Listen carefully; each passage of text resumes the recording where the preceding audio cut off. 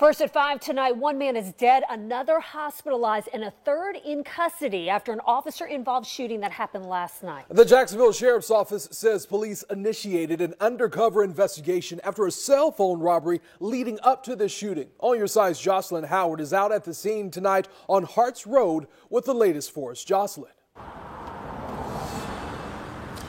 Yeah, the sheriff's office said that this all stemmed from those suspects appearing to be selling an iPhone online, and that's when they met with that buyer, and the buyer said that they robbed him at gunpoint. Then officers went and had an undercover operation, and that's when things went south.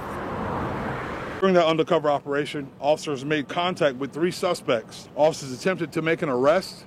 At that time, a firearm was produced by those 3 suspects. Waters says officers gave loud verbal commands for him to drop the gun, and he refused to do so.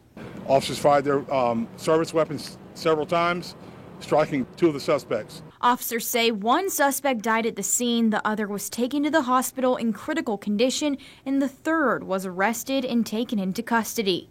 A neighbor who lives across the street from the scene says she heard the gunshots, but initially thought it was the crackling from her fireplace. The next thing we know, we saw lights, police lights, everything. The streets were all blocked off. She said this latest incident has her worried enough to start installing security cameras. The neighbors are, we watch out for one another. And if we know of any kind of things that's going on, we tell one another. One of the officers involved has been on the force for 13 years. This is that officer's 3rd time involved in a shooting. It's the first time for the other 2 officers. Now, the suspects' names have not been released yet, but we do know that they are in their late teens to early 20s. We're still waiting to find out if any shots were fired at the officers. On the north side, I'm Jocelyn Howard, First Coast News, on your side.